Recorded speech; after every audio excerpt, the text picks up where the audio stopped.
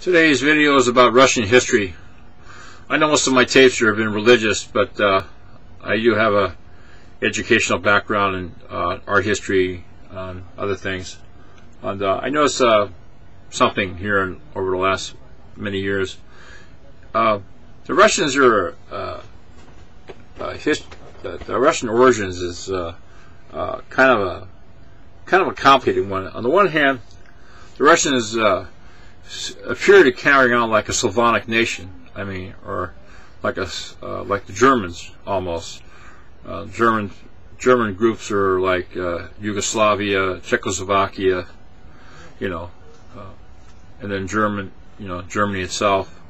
And then these other cultures like Czechoslovakia and Yugoslavia appear to have some sort of a gypsy lifestyle about themselves. And the Russians seem to have that thing too, the earring thing. But of course, the earring thing has been a recent thing. Recently, it's been going on, but it seemed like that was around for a long time. And of course, the way the music is done, a lot of the dances, like the Polynesian dances, and the one opera by was it Prince Igor by Borodin, and different. But then now, even in the dance area, you probably could say that the Russians were influenced by the Sufi dance in Tibetan culture from the country of Tibet to the south of them. Sufi dance was a freestyle dance done by very slender women who kind of run around their tippy toes. So on one hand, it influenced ballet, but then it also somewhat influenced rock and roll dancing, was freestyle. Most people weren't that athletic and run around their tippy toes, but they could just freestyle it. So it kind of influenced both ways. Historically, the Russians weren't very organized in terms of government. I think the Norwegians came down through the Olga river there, or I think it was into Russia, and then they established their rule over the Russians for about 500 years, and then somewhere around the 1500s, the Tsars showed up, and then of course the Tsars were put down during the so-called Bolshevik Revolution. And when I say so-called, because it only took about less than 50 people to take over the crown, because in true dictatorships you just take over the king, and you own the country. So Stalin or Lenin or whoever it was, I can't remember which one was which one now, came in there and took over the crown, got a hold of Tsar Nicholas and killed him and whoever was with him. And there you have what led to supposedly the beginning of Marxism, influenced by Karl Marx, also what was later to be known as the Communists, which should have been a Marxist manifesto in 1898, which take fruition in the year 1917, and so on. And then of course we have what we have today, and I guess the Russian country is more like what we are presently, but we're actually moving towards a socialistic stand. We're going to become more like the Russia that we wanted Russia not to be, supposedly, through our enlarged or massive propaganda machine in the United States. That, oh, look, see, we're better than they are because we're a free nation. Anyway, and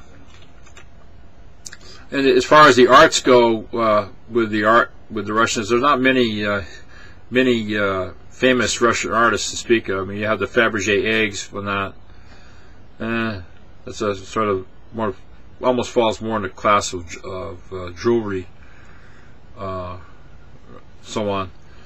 And then you have Erte. He was a Russian who died. He was about 95. Came from a part of the world where most people lived to about 130 plus. He did the front covers for Harper magazine. Art Deco, or Art Nouveau, I think it was Art Deco or Age of Decadence or something like that, is what Arte kind of influenced and was a part of.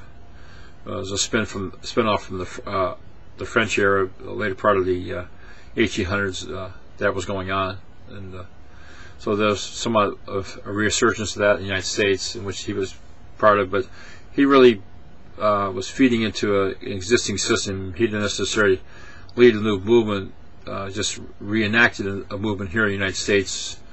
And but the probably the only artistic thing that's of great merit probably in Russia, as far as I know, is you got that thing that was built during the time of Ivan the Terrible, those mosque squares, you know.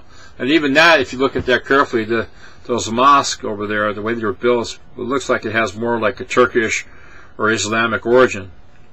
Not really what you would call quote-unquote Russian. I'm not sure what we could call quote-unquote Russian. And the same thing was, then the contrast to that is you have Catherine the Great, who is a woman built a very nice castle, very nice inside, really something, you know, to look at. And but a lot of those artists were probably taken from other parts of the world. They weren't necessarily taken out of Russia. Then you have the sciences. I'm not sure where I'm sure there were a lot of different brilliant scientists that came out of Russia. Probably the only thing they probably excel in is in the area of the sciences. But in terms of the arts, whether it be auditory arts or visual arts, they're sort of have a minor presence. Now, there's some areas in writing, I suppose, that the Russians maybe take some preeminence per se. The writings of Chekhov and what's the other guy's name? Alexander Pushkin. You have the writing of the Eugene Onegin. Well, the Eugene Onegin really is sort of a spin on Faust or Mephistopheles by Goethe. Again, German writer. You have and I forgot what Chekhov wrote. But anyway, he was more or less influenced by other writers, so he wasn't they weren't necessarily innovative within their country, but not necessarily innovative in the bigger picture of literature. Back to the music scene, you have the St. Petersburg School of Music, which was where guys like Tchaikovsky graduated from. That was started by Anton Rubinstein, but I see Anton Rubinstein was really influenced heavily by Liszt. So really, most of what was done there at the Conservatory of Music in St. Petersburg was really of Germanic origin, not of Russian origin, but heavily influenced by Europe, not necessarily influenced by itself. Just like the ballet. Ballet is a variation of the Tibetan dance, the Sufi dance. Probably that's the only thing they're innovative on, and that they kind of polished it up and made it more presentable, and made it, more widespread. There were other operas ballets that were written in other cultures, like you had the French, and so on. But mostly Russia would probably lead in that one division. The other musics that you have by there's not many musicians that really come out of Russia. What do you have? You have Borodin, you have Shostakovich, you have Tchaikovsky, maybe others that I can't think of. There might be minor people that I don't know about.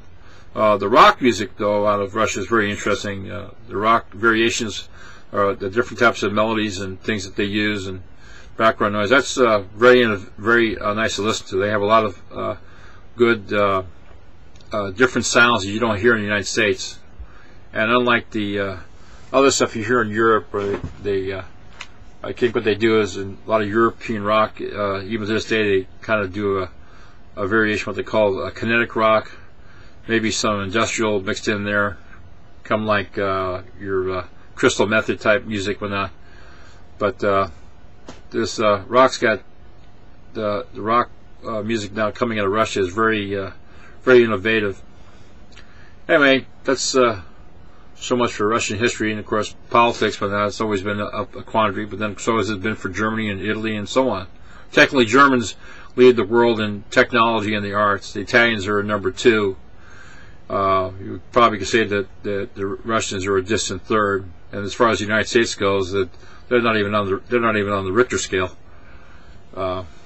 Anything that was innovatively done in the United States is because of classical education from the past. Now we've become technocratic, and therefore really sociologically illiterate.